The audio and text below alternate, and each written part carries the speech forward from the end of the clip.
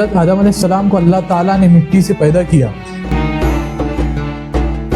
یہ دنیا کے پہلے انسان کی تخلیق تھی۔ اس کی تخلیق میں اللہ تعالیٰ نے ان جدتوں اور صنائعوں کا استعمال کیا جو اس سے پہلے کی مخلوق میں استعمال نہیں ہوئی تھی۔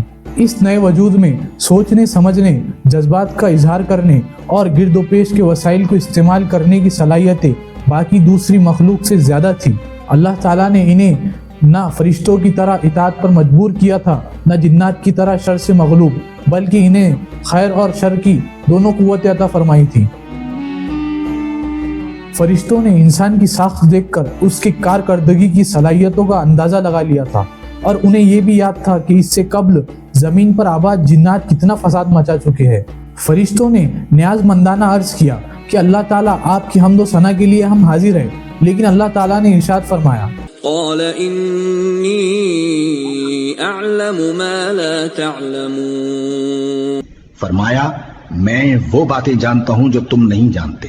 انسان کو نیکی اور بدی دونوں کی قوتیں اسی لیے دی جا رہی تھی کہ اللہ تعالیٰ اسے دنیا میں آزمانا چاہتا تھا۔ اگر انسان بدی کی طاقت رکھتے ہوئے اللہ کے ڈر سے بدی سے باز رہیں گا اور نیکی کی صلاحیتوں کا استعمال کریں گا تو وہ کامیاب ہو جائیں گا، اور اگر انسان اللہ تعالیٰ کو بھول کر بدی کی صلاحیتوں کا استعمال کرے گا اور نیکی کی قوت کو ترک کرے گا تو وہ ناکام رہے گا، اور یہ راز فرشتوں کو اس وقت سمجھ نہیں آ سکتا تھا۔ حضرت آدم علیہ السلام کو اللہ تعالیٰ نے پیدا کر کے انہیں فرشتوں سے تعظیمی سجدہ کروایا تاکہ انسان کی عظمت کا سکہ اس دنیا پر بیٹھ جائے۔ حضرت آدم علیہ السلام کی رفاقت کے لیے انسان کی صنف نازک کو بھی پیدا کیا گیا، جس کی ابتدا حضرت حوا رضی اللہ تعالیٰ عنہ سے ہوئی۔ دونوں کو مہمانی کے لیے جنت میں بھیج دیا گیا۔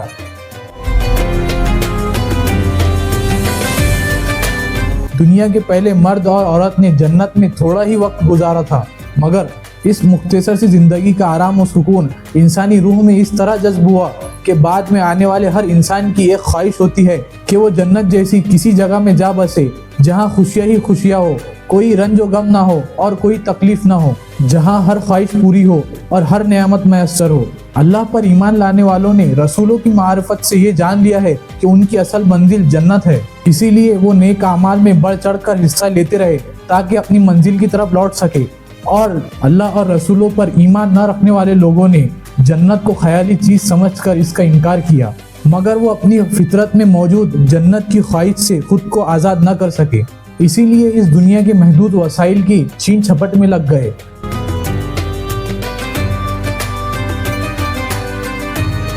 تاکہ وہ اس دنیا میں جنت کے مزے لے سکے۔ اس کشمکش سے دنیا فتنہ و فساد کی آمدگاہ بن گئی۔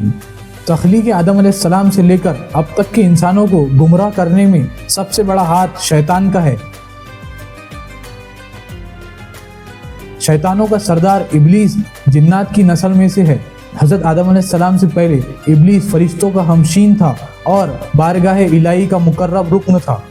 حضرت آدم علیہ السلام کا مرتبہ بلند ہوتے دیکھ کر ابلیس جلن اور حسد کی آگ میں جلنے لگا اور حضرت آدم علیہ السلام کو سجدہ کرنے سے انکار کر دیا، کیونکہ وہ حضرت آدم علیہ السلام سے خود کو بہتر سمجھتا تھا، اور وہ بھی صرف اسی لیے کیونکہ وہ آگ سے پیدا ہوا تھا اور حضرت آدم علیہ السلام مٹی سے بنے تھے۔ اس گستاخی پر اللہ تعالیٰ نے شیطان کو اپنی بارگاہ الہی سے دھتکار دیا، لیکن شیطان ڈھیٹ تھا، اس نے اللہ تعالیٰ سے معافی بھی نہ مانگی بلکہ اللہ تعالیٰ سے مہلت طلب کر لی تاکہ وہ حضرت آدم علیہ السلام اور ان کی اولاد کو قیامت تک گمراہ کر سکے۔ میں آدم اور اس کی سنتان کو قیامت کے دن تک گمراہ کرتا رہوں گا۔ اور اللہ تعالیٰ نے اسے اجازت بھی دے دی۔ حضرت آدم علیہ السلام اور ان کی اولاد کی آزمائش صحیح معنوں میں تبھی ہو سکتی تھی جب وہ شیطان کے سر سے محفوظ رہ سکے اور خود کو اپنے خالق و مالک سے وابستہ کیے رہے، اسی لیے اللہ تعالیٰ نے شیطان کو اجازت بھی دے دی اور صلاحیت بھی دے دی۔ شیطان کی حضرت آدم علیہ السلام سے دشمنی پختہ تر ہو گئی۔ اب اس نے حضرت آدم علیہ السلام کو اللہ کے ہاں محروم بنانے کی کوشش شروع کر دی۔ اللہ تعالیٰ نے اسے ایسی صلاحیت دی تھی کہ وہ دوسروں کے ذہن اور خیالاتوں میں دخل اندازی کر سکتا تھا۔ اس نے اس صلاحیتوں کا استعمال کر کے پہلے حضرت حوا پھر حضرت آدم علیہ السلام کو ایک درخت کے پھل کھانے پر آمادہ کر دیا، جس کا استعمال حضرت آدم علیہ السلام کے لیے منع تھا۔ جب آدم و حوا نے پھل استعمال کیا تو اللہ کی طرف سے جنت سے اخراج کا حکم آ گیا۔ جنت کا لباس چھین لیا گیا، دونوں نے جنت کے درختوں کے پتوں سے اپنی شرمگاہ چھپا کر اپنی فطری شرم و حیا کا لاج رکھ لی۔ جلد ہی دونوں کو زمین پر اتار دیا گیا۔ اس موقع پر انسان اور شیطان کا فرق ظاہر ہوا۔ حضرت آدم و حوا نے گر گڑا کر اپنی لغزش پر اللہ تعالیٰ سے معافی مانگی، جبکہ شیطان اپنی سرکشی پر ڈٹا رہا۔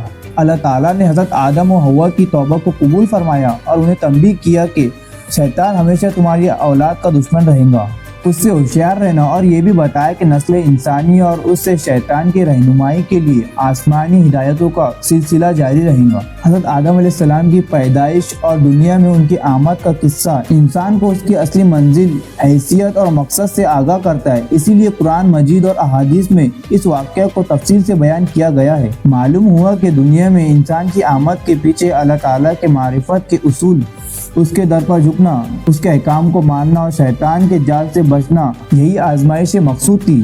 یہی راستہ جس کے لیے حضرت آدم علیہ السلام کو دنیا میں بھیجا گیا اور ان کی نسلوں کو چلایا گیا۔